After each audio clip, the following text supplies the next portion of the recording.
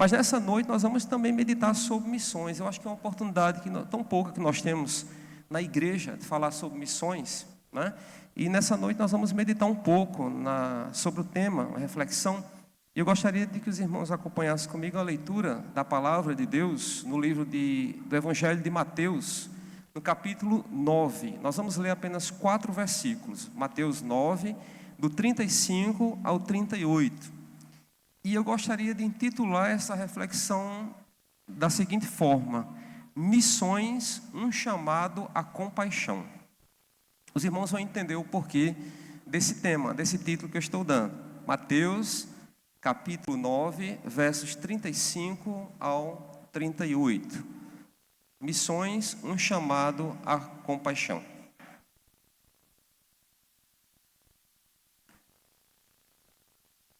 Diz assim o texto, Mateus 9, 35 a 38.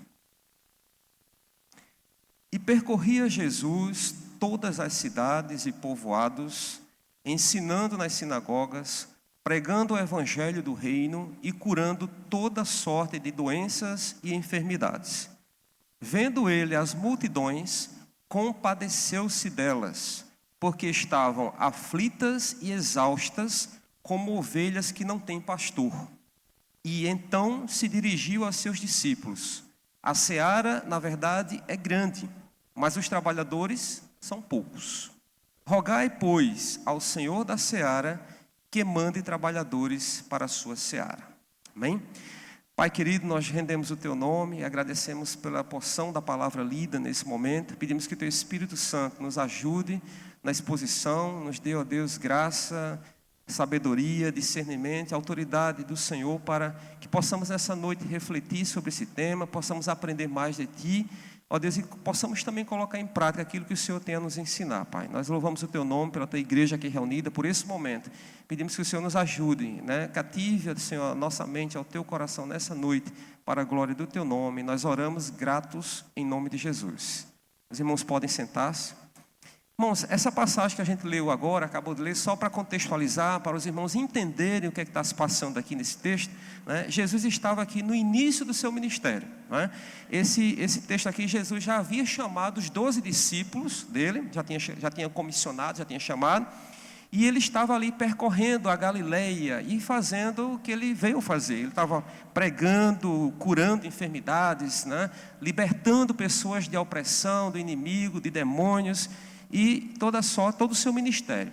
Nos capítulos 5 a 7, nós temos aquele que é considerado o maior sermão, né, que Jesus já pregou, que é o chamado Sermão do Monte, é o mais conhecido, né? Os irmãos já devem ter lido o Sermão do Monte, capítulo 5, capítulo 6 e o capítulo 7.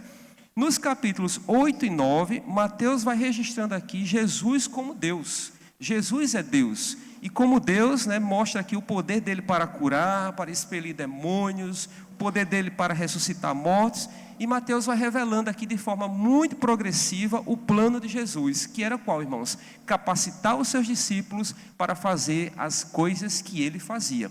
Por isso que esse texto que a gente acabou de ler é um texto de transição, em que os discípulos saem da escola, do treinamento, em que eles estão ali ouvindo Jesus, o Sermão do Monte, e vendo Jesus curando. Se os irmãos pegarem o capítulo 9 todinho, é basicamente cura e expulsão de demônios. Então Jesus está mostrando ali na prática como é que é o ministério ali, o que é que ele está dando autoridade para a igreja, para os discípulos fazerem. E aí quando chega no versículo 35, é justamente essa transição. Por que a transição? Porque quando chega no capítulo 10, que é o capítulo seguinte, ele vai mandar, ele vai enviar esses discípulos para o mundo, para que possam fazer, como a gente vê aqui no capítulo 10, versículo 7, ele vai dizer: e à medida que seguirdes, pregai que está próximo o reino dos céus, curai enfermos, ressuscitai mortos, purificai leprosos, expelir demônios, de graça recebestes, de graça dai. Então, esse texto que a gente acabou de ler é essa transição entre o momento que eles estão aprendendo com o mestre, seguindo ali a Jesus, vendo como Jesus está fazendo, cumprindo o seu ministério, e agora é hora de colocar em prática, em ação, aquilo que Jesus estava ensinando para eles. Mas tem algo nesse texto que me chamou a atenção, e é isso que eu gostaria de refletir com os irmãos nessa noite, que particularmente, desde que eu comecei a ler e a reler esse texto várias vezes, eu só tive olhos para ver algo que o Senhor estava compartilhando comigo e eu gostaria de compartilhar com vocês. E esse é o privilégio de exposição, é porque Deus já falou, né, comigo, e a alegria de poder compartilhar com os irmãos. É um aspecto fundamental, irmãos, e muito importante, um valor que eu considero que nós temos perdido como igreja e que é fundamental para a forma como a igreja tem que se conduzir na missão, na obra de missão, no pretexto de realizar o seu propósito, é exatamente o aspecto da compaixão. O que é a compaixão? Compaixão é ter pena, digamos assim, é se compadecer, é ter dó, é sentir o que o outro está sentindo e se colocar no lugar do outro, ter a empatia. E Jesus tem muito a nos ensinar. Quando eu estava lendo esse texto, eu pensava que a compaixão de Jesus se restringia basicamente aqui, essa passagem. Mas aí eu fui buscando outros textos e fui vendo como ao longo do ministério de Jesus, ele foi demonstrando essa compaixão pelas multidões. E onde ele chegava, ele via o drama das pessoas, a situação, a dificuldade das pessoas em termos de doenças, de enfermidades, a possessão, pessoas que estavam ali sob o jugo do diabo, do inimigo, né, dos espíritos, dos demônios, pessoas que estavam ali também à margem da sociedade, sofrendo, socialmente ali à margem, né? E Jesus, vendo aquilo ali, ele se compadecia, porque ele sabia que aquelas pessoas estavam ali sem o acompanhamento, sem o suporte necessário para viverem com dignidade. E Jesus olha para essas pessoas e tem em si a compaixão. Mas como eu estou pensando aqui na compaixão de Jesus, que eu gostaria de compartilhar com os irmãos, eu gostaria de refletir sobre 3 aspectos dessa compaixão. 3 lições que a gente pode tirar nesse texto. Pode ser que existam mais, eu destaquei apenas 3, suficientes para a gente entender um pouco e aprender um pouco mais com esse texto. A primeira característica, a primeira lição que a gente pode tirar dessa compaixão de Jesus é que a compaixão nos leva a sair da zona de conforto da gente e entender a diversidade da missão. Vou repetir. A compaixão nos leva a abandonar, a sair da nossa zona de conforto, que é mais ou menos essa que a gente está aqui, mais ou menos, de vir para a igreja, sentar-se num templo aconchegante, num templo confortável, né, bem climatizado, iluminado, e todo mundo bem vestido, tudo muito bem cheirosinho. Essa é a nossa zona de conforto. Mas Jesus, ele nos leva a sair dessa zona de conforto e ao mesmo tempo entender que a missão ela é ampla, a missão ela é plural e a missão ela é muito diversa. Veja o que o texto diz aqui, ó. E percorria Jesus todas as cidades e povoados. Ou seja, Jesus, irmãos, ele rompeu todas as barreiras, todas as fronteiras geográficas que vocês puderem imaginar. Ele não se limitou ao seu lugar de nascimento, ao seu lugar de origem, o lugar onde ele nasceu. Mas durante todo o seu ministério, ele visitou. Jesus era itinerante. Jesus não parava quieto nos lugares. Era o ministério dele, ele estava focado. Ele só tinha olhos para aquilo ali. Nada tirava o foco e a visão dele. Ele sabia para o que ele tinha vindo e ele estava focado naquilo que ele estava fazendo. Que é de antemão que eu já digo que a igreja, nós deveríamos já ter aprendido essa lição e deveríamos aprender muito mais. Qual é o nosso foco aqui na terra? Para que nós existimos? Qual é a razão de sermos como igreja? Tem alguma razão, tem algum propósito nisso. E eu acho que muitas vezes a gente se distrai como igreja com algumas coisas que a gente vai se encantando por aí. Eu digo por mim mesmo aqui, me colocando em primeiro lugar nessa condição. Como a gente se distrai como igreja, com entretenimentos que vão aí. E olha que nós estamos falando de igrejas em que nós temos a exposição, a pregação da palavra. Imagine em outros lugares por aí em que realmente a escritura ela tem sido banida do seu lugar. Não é? Imagine a situação como não está. Mas a gente precisa aprender um pouco mais com Cristo. E aí Jesus, durante o seu ministério, ele visitou cidades, povoados, aldeias, lugarejos. E os evangelhos vão nos mostrando essas andanças de Jesus por toda parte. Veja, por exemplo, aqui em Lucas, no capítulo 4, e versículo 42, por exemplo, Lucas capítulo 4, versículo 42 e 43, a gente tem um registro aqui também sobre isso, né? Sendo dia, saiu e foi a um lugar deserto. As multidões o procuravam e foram até junto dele. E instavam para que não os deixasse. Olha o que vem no versículo 43 de Lucas 4. Ele, porém, lhes disse: é necessário que eu anuncie o evangelho do reino também às outras cidades, pois para isso é que fui enviado. É necessário que eu anuncie o evangelho a outras cidades. E é por isso que eu estou dizendo que a compaixão de Jesus, ela leva Jesus a andar, né, e a visitar e a sair andando por vários lugares, vários lugarejos, vários povoados e várias cidades. Jesus rompeu também as barreiras sociais, as barreiras econômicas, as barreiras políticas, as barreiras culturais da sua época. Por quê? Ele estava visando apenas a proclamação do reino.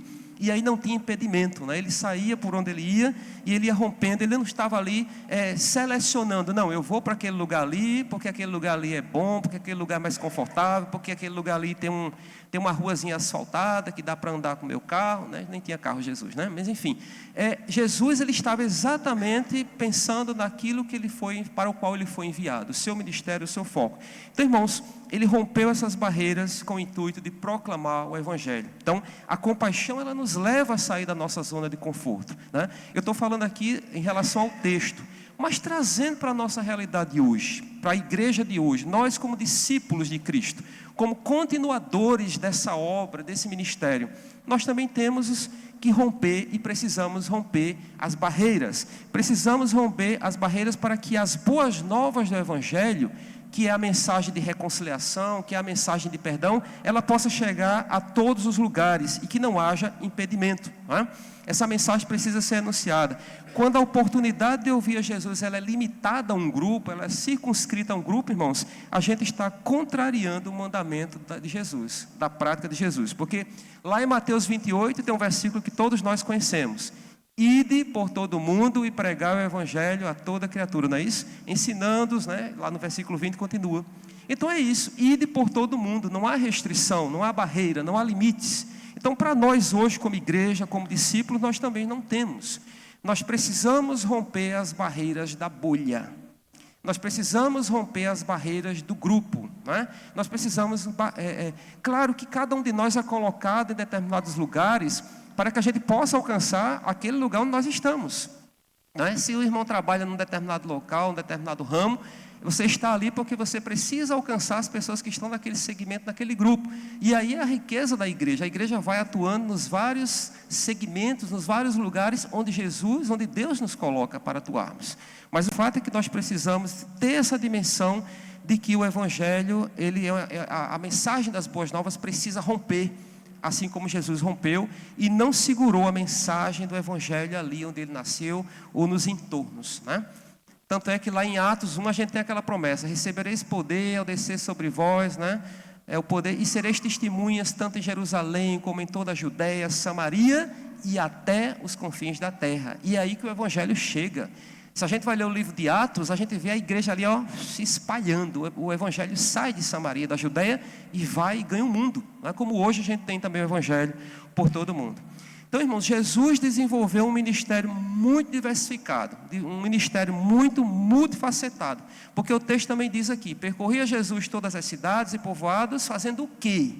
Percorria fazendo o quê? O texto é claro: percorria ensinando nas sinagogas, pregando o Evangelho do reino e curando toda sorte de doenças e enfermidades. Esse era o ministério de Jesus, um ministério tríplice. Era um ministério em que ele ensinava, pregava e curava. Eu diria até mais aqui, não tem mais em outras passagens, a gente pode ver. Jesus também libertava, como a gente vê muitos momentos em que ele expulsa demônios das pessoas.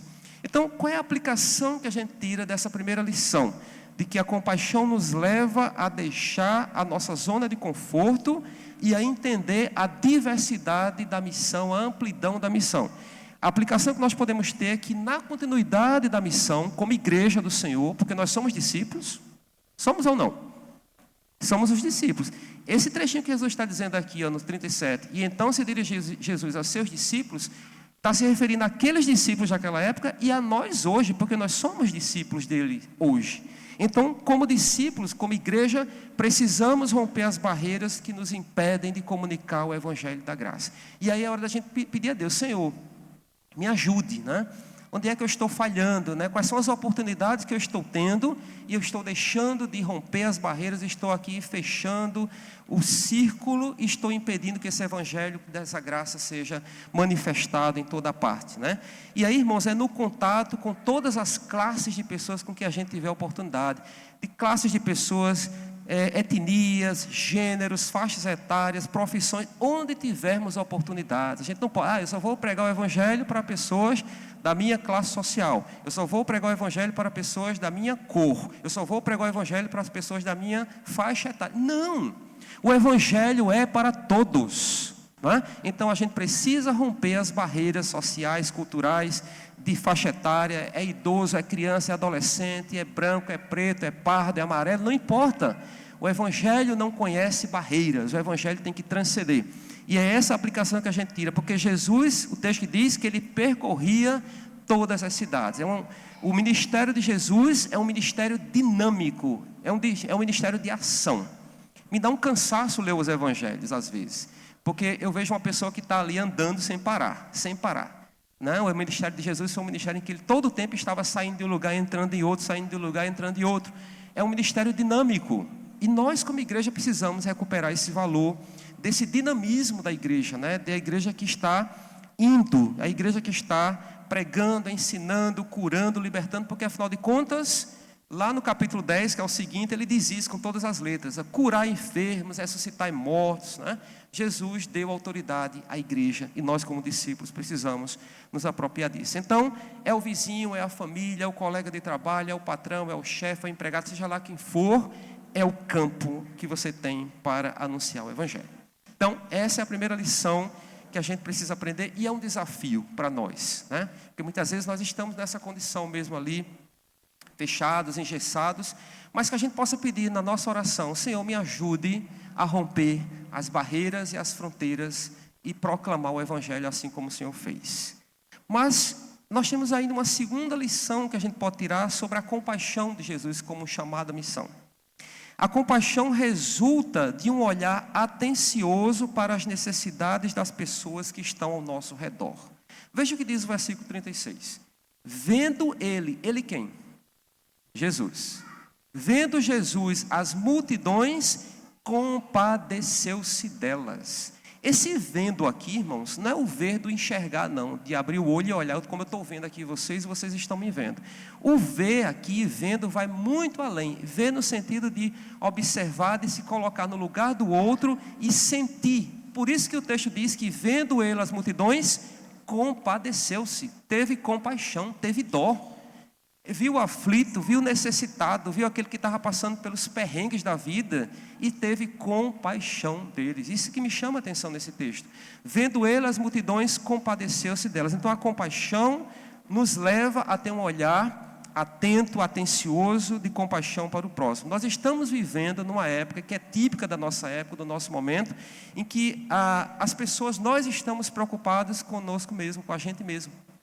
É típico da nossa época aquilo que tem se chamado do egoísmo, né, que tem dominado, porque o tempo que a gente vive é um tempo desse tempo corrido, é um tempo agoniado, é um tempo em que as pessoas estão correndo para se manterem, é um tempo que as pessoas estão para lá e para cá, não é? Em busca de uma corrida individual, numa corrida pessoal para o sucesso, para o bem-estar, pela luta. Isso eu estou colocando aqui não como uma crítica, mas como uma reflexão, no sentido de que a gente precisa também parar para pensar nessa experiência que a gente vive nos dias de hoje, que nos leva a gente a pensar somente na gente mesmo, né? Ou seja, a gente não tem olhos muitas vezes, não tem muitas vezes essa sensibilidade para sentir, não é ver só, é sentir o outro, não é? Eu digo por mim mesmo, acho que cada um já teve a experiência de chegar por aquela porta, cumprimentar, paz do Senhor, boa noite. E é nisso que fica. A gente às vezes não tem essa coisa de sentir realmente como é que o outro está, o que está passando, o que está sentindo, o que está vivendo, quais são as dores, quais são as aflições, quais são as agonias. E é porque, graças a Deus, ainda nós somos um grupo, uma comunidade que ainda temos uma certa preocupação com o outro, compartilhamos nas orações, nos cultos de oração, estamos sempre compartilhando, os irmãos estão orando pelos outros. Mas existem lugares que isso acabou, né? As pessoas vão para uma reunião como essa para se encontrarem. Irmãos, Jesus veio nos ensinar exatamente o contrário. Vendo ele as multidões, engraçado, claro, o Filho de Deus tem todo o poder, mas diz que ele vendo as multidões, não é uma, duas, três pessoas não, ele olhava para a multidão, como aquele grupo de pessoas, e via as necessidades daquelas pessoas. Então, vivemos nesse tempo, né? A palavra ver aqui, ela vai no sentido de enxergar o outro nas suas vulnerabilidades, ou seja, o ver aqui vai no sentido de olhar a pessoa nos seus problemas que eles estão passando, sejam espirituais, sejam emocionais, né? sejam físicos. Quantas pessoas sofrendo aí hoje de ansiedade, de depressão, de síndromes para lá, síndromes para cá. A gente vive esse tempo, né? E a gente precisa pedir ao Espírito Santo de Deus, como filho, como continuadores da missão. Senhor, abre os meus olhos para que eu veja, para que eu sinta, e que eu possa orar, que eu possa interceder, que eu possa ajudar de alguma forma aqueles que estão ao meu redor. E aqui, irmãos, nesse texto, Jesus propõe um outro paradigma de relacionamento. Para além dessa coisa mais informal de só ver, né, e não sentir, não se colocar no lugar do outro. Não, Jesus nos chama, nos convida aqui a um paradigma de relacionamento em que a gente possa ver, enxergar a necessidade do próximo, a necessidade do outro, a necessidade daqueles que estão próximos a nós. E aí eu queria só ler com os irmãos rapidamente mais algumas passagens que mostram, porque não é só aqui nesse texto. Por exemplo, se os irmãos abrirem em Mateus, no capítulo 14, umas páginas mais para frente, nós temos aqui no 14 o milagre da multiplicação dos pães. E no versículo 14, Jesus diz assim, Mateus 14, 14. Desembarcando, viu Jesus uma grande multidão, compadeceu-se dela e curou seus enfermos. Imagina um Jesus inquieto, chega num lugar, vê a necessidade, ele não fica quieto. Ele não aguenta olhar uma pessoa passando fome, uma pessoa possessa pelo demônio, uma pessoa doente, ele chega ali, ele já vai logo vendo a necessidade do outro e fazendo a obra ali que Deus mandou ele fazer.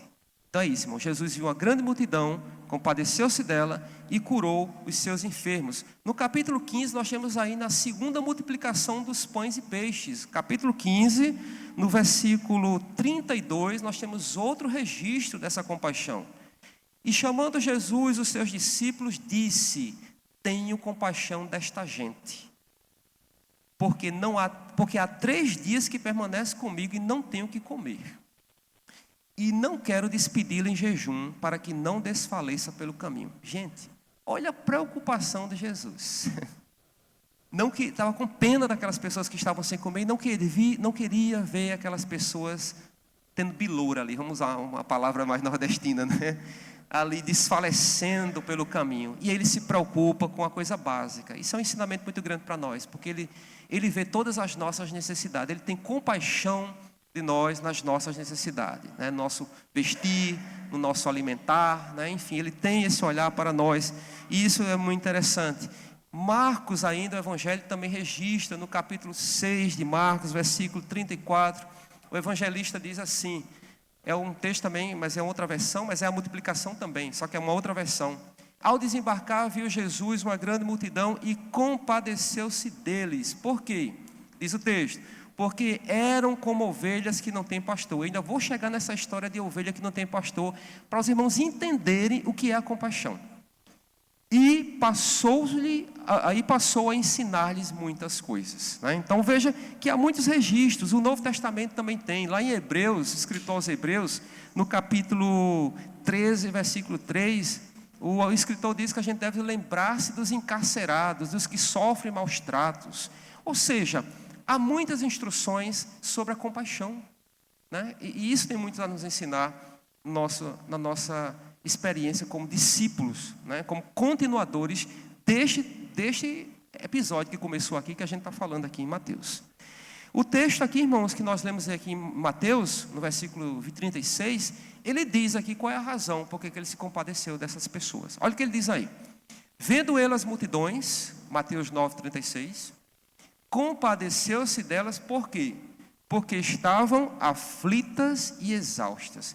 Se a gente começar a olhar para essa imagem de um monte de gente aflita e necessidade e exausta, aliás, me passa uma ideia de uma coisa assim angustiante. Imagina um monte de pessoas, todo mundo aflito, angustiado e exausto, né? E diz mais, como ovelhas que não têm pastor. Olha a comparação dessas pessoas, como ovelhas que não têm pastor. Agora deixa-me explicar por quê. O que é que tem a ver essa história de como ovelhas que não têm pastor? Essa metáfora da ovelha, para mostrar como é que essas pessoas, essa multidão estava diante de Jesus, é porque é o seguinte: a ovelha sem alimento e sem água. A ovelha sem pastor é um alimento é uma ovelha que está sem comida. Porque não é o pastor que provê o alimento da ovelha, não é ele que cuida, não vai trazer a comida. Então a ovelha sem pastor é uma ovelha que está sem alimento e sem água. Espiritualmente falando, trazendo para a realidade aqui, são as pessoas que estavam ali sem o pão eterno, sem a água, né? Sem a água da vida, sem o pão da vida. Pessoas que estavam ali necessitadas do alimento eterno, do alimento espiritual. Ovelha sem pastor também tem a ver com ovelhas sem direção para o aprisco. Pense no bichinho perdido, é a ovelha. Se não tiver o pastor ali para começar com um cajadinho colocando lá, elas se dispersam, elas se espalham, elas se perdem. Ovelhas sem pastor são ovelhas perdidas, ovelhas que não sabem onde é o abrigo e, portanto, elas estão vulneráveis ao perigo, estão expostas ao perigo. Espiritualmente falando, nós podemos ver aqui pessoas, Jesus estava diante de pessoas sem direção para o aprisco eterno, para a salvação, pessoas que estavam correndo, caminhando para a perdição eterna. Ainda, ovelhas sem pastor são ovelhas sem proteção nenhuma, são ovelhas que estão expostas aos predadores, aos lobos, que podem ser atacadas. Espiritualmente falando, ovelhas sem pastor são pessoas que estavam ali sem a proteção contra o inimigo das suas almas. Então veja a riqueza, né? Como é que Jesus vê aquela multidão, ele se compadece dessa multidão por isso, porque eram pessoas como ovelhas sem pastor, sem proteção, sem alimento, sem a água, sem aprisco, sem nada. Por isso que Jesus olha para elas e se compadece, e se dói. Isso é muito interessante, porque sabe o que Jesus deve ficar indignado aqui? Porque os líderes religiosos de Israel, irmãos, não estavam nem aí para essas ovelhas.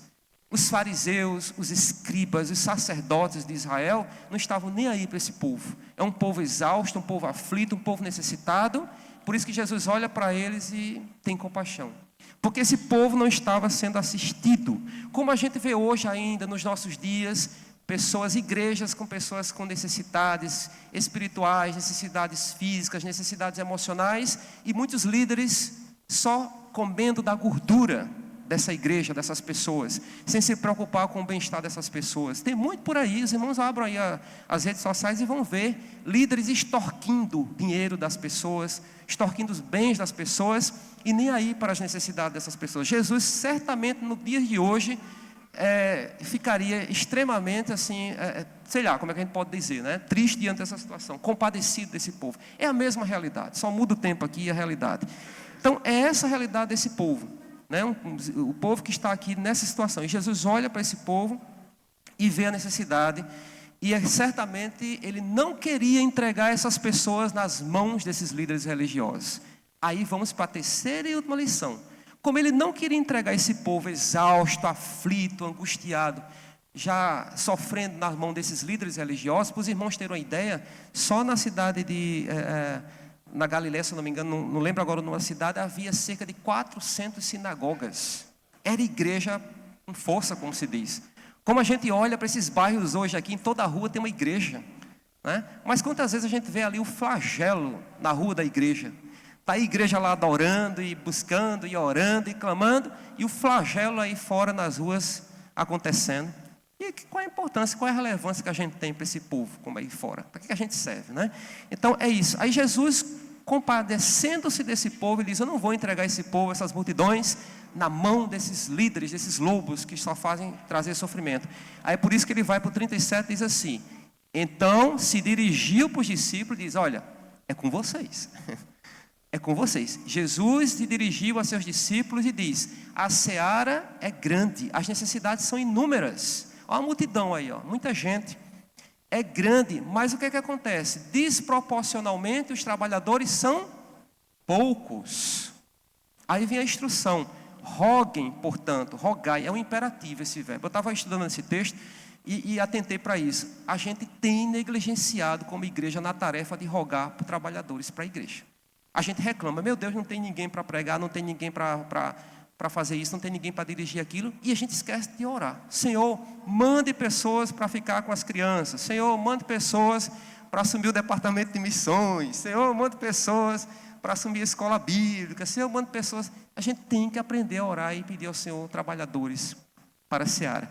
Mas pessoas autênticas, né, que vão cuidar das necessidades das pessoas. Jesus está olhando para os discípulos dizendo: olha, não é nas mãos desses líderes religiosos que eu quero entregar essas pessoas, mas roguem ao Senhor por pessoas capacitadas por Ele, enviadas por Ele para cuidar das necessidades desse povo. E aí a gente entra na última e lição desse texto sobre a compaixão, né? A compaixão nos dá a dimensão e a complexidade da missão e nos dá um alerta de uma oração urgente, né? A gente chega aqui ao final dessa passagem com Jesus, diante de tudo que ele traz aqui, que o evangelista Mateus traz, a gente chega diante dessa oração, dessa ordem de Jesus no versículo 38, né? Essa constatação no 37, a seara é grande e os trabalhadores são poucos. E no versículo 38, uma ordem, um imperativo. Rogai, pois, portanto, tem até uma conclusão aí. Roguem, portanto, diante disso que vocês ouviram, diante dessa constatação de que a seara é grande e os obreiros são poucos, orem e peçam ao Senhor da seara para que mande trabalhadores para a seara que é de quem? Do Senhor. Que mande trabalhadores para a sua seara, a seara do Senhor. Então, irmãos, nós precisamos, uma lição que a gente já aprende agora, a partir de hoje precisamos aprender a orar ao Senhor para que mande trabalhadores para a seara dele. Por quê? Porque as necessidades são gritantes, são grandes, são imensas e precisamos cumprir essa oração, né? E aí devemos ter a consciência de que só a igreja que pode fazer essa obra missionária. Não é qualquer pessoa. Jesus olha para os discípulos.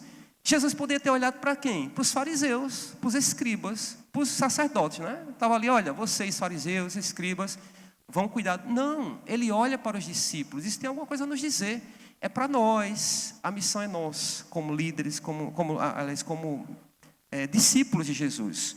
E a dimensão dessa missão é que ela é grande, né? E a complexidade dela é porque os trabalhadores são poucos e precisamos de mais gente. Então, como resolver, né, essa desproporcionalidade de uma obra grande, enorme, uma seara grande e poucos trabalhadores por outro lado? É uma desproporção. Como resolver isso? A resposta está no versículo 38, né?